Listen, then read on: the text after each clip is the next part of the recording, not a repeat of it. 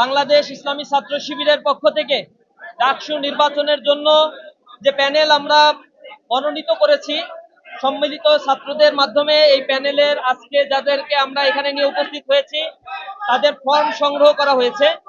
ইতিমধ্যেই আমাদের প্যানেলে যারা ছিল তারা তাদের ফর্মগুলো সংগ্রহ করেছে।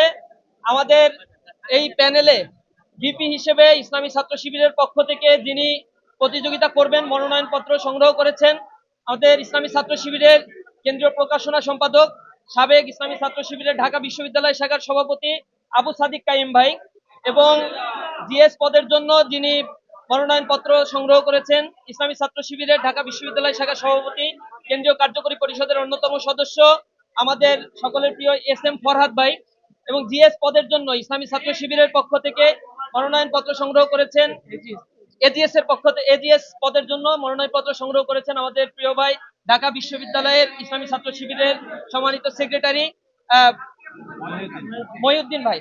তো আমাদের প্যানেলের বিস্তারিত আরো এখানে আমরা চেষ্টা করেছি একটি সম্মিলিত প্যানেল ছাত্রদের মধ্য থেকে দেওয়ার জন্য। আমরা আশা করি ডাকসুর এই প্যানেল যদি নির্বাচিত হয়, আমরা শতভাগ আশাবাদী ইনশাআল্লাহ আমরা নির্বাচনে জয়ী হওয়ার মধ্য দিয়ে ডাকসুতে যে কার্যকর ব্যবস্থাগুলো গ্রহণ করা দরকার এবং ছাত্রদের কল্যাণমুখী যে কার্যক্রমগুলো নেওয়া দরকার সেগুলো ইসলামী ছাত্র শিবির নিবে। আগামীকাল এই মনোনয়নপত্র জমা দেওয়ার লাস্ট ডেট এবং নির্ধারিত সময়ের মধ্যে ইসলামী ছাত্র শিবিরের পক্ষ থেকে সম্মিলিত ছাত্রদের প্যানেলে যে মনোনয়নপত্র তারা সংগ্রহ করেছে সেগুলো আমরা যথাসময়ে জমা দিব ইনশাআল্লাহ। আমরা আশা করি ডাকসুর এই নির্বাচন যে টাইম ফ্রেম দেওয়া হয়েছে যথা সময়ের মধ্যে এই নির্বাচন প্রশাসন ব্যবস্থা করবে।